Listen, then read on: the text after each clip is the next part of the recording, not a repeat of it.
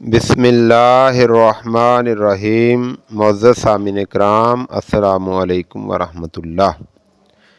رسول اللہ صلی اللہ تعالیٰ علیہ وسلم نے فرمایا، جو شخص ایسا علم سیکھے جو اللہ کی رضا کے لیے سیکھا جاتا ہے مگر وہ اسے صرف دنیاوی فائدہ حاصل کرنے کے لیے سیکھے تو قیامت کے دن وہ جنت کی خوشبو تک نہیں پائے گا۔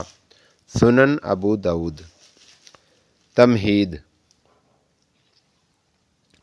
محترم سامعین کرام، اسلام میں علم کی بہت عظیم اہمیت ہے۔ قرآن کریم کی پہلی وحی ہی اقرا سے شروع ہوتی ہے۔ نبی کریم صلی اللہ تعالیٰ علیہ وسلم نے علم کو ایمان کی بنیاد قرار دیا، لیکن آج کی اس حدیث میں ہمیں ایک نہایت نازک اور اہم بات سمجھائی جا رہی ہے، اور وہ ہے علم سیکھنے کی نیت۔ حدیث کا مرکزی پیغام، اس حدیث کا اصل پیغام یہ ہے کہ علم بذات خود کافی نہیں، اصل چیز نیت ہے۔ اگر نیت درست نہ ہو تو علم بھی وبال بن جاتا ہے۔ نبی کریم صلی اللہ تعالیٰ علیہ وسلم نے فرمایا کہ ایسا شخص جنت کی خوشبو تک نہیں پائے گا۔ علماء فرماتے ہیں کہ جنت کی خوشبو بہت دور سے آ جاتی ہے، تو خوشبو نہ پانے کا مطلب یہ ہے کہ یہ بہت سخت وعید ہے۔ اور علم کون سا مراد ہے؟ حدیث میں فرمایا گیا وہ علم جو اللہ کی رضا کے لیے سیکھا جاتا ہے۔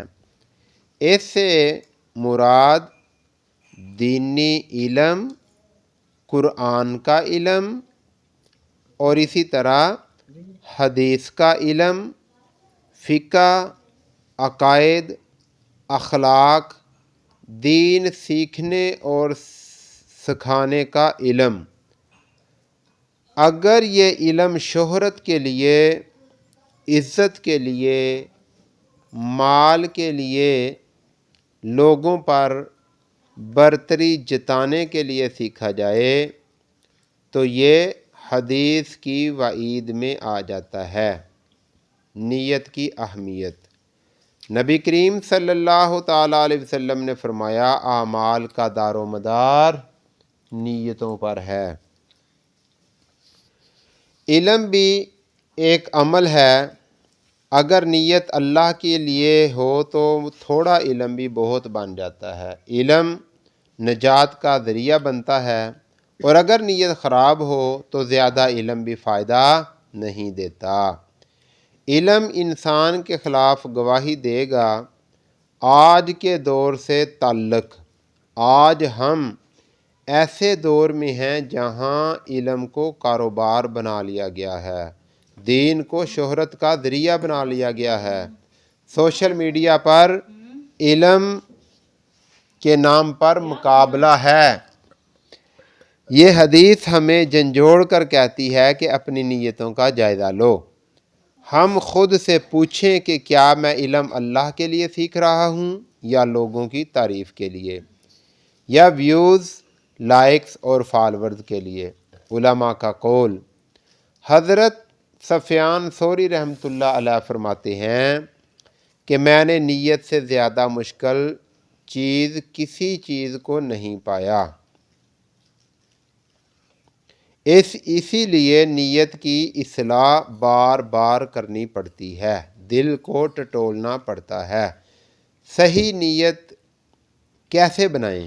نمبر 1، علم سیکھنے سے پہلے دعا کریں۔ نمبر 2، یہ نیت کریں کہ میں اللہ کو راضی کرنے کے لیے سیکھ رہا ہوں، اپنی اصلاح کے لیے سیکھ رہا ہوں، اور دوسروں تک دین پہنچانے کے لیے سیکھ رہا ہوں۔ نمبر 3، علم پر عمل کرنے کی کوشش کریں۔ نمبر 4، تعریف ملے تو اللہ کا شکر کریں، دل میں نہ بسائیں۔ علم پر عمل۔ یاد رکھیں، علم بغیر عمل کے وبال ہے۔ علم کے ساتھ عاجزی ہونی چاہیے، جتنا علم بڑھے اتنی عاجزی بڑھے۔ اختتام۔ محترم سامعین، یہ حدیث ہمیں ڈرانے کے لیے نہیں بلکہ سنبھالنے کے لیے ہے۔ اللہ تعالی ہم سب کو خالص نیت عطا فرمائے، علم کو ہدایت کا ذریعہ بنائے،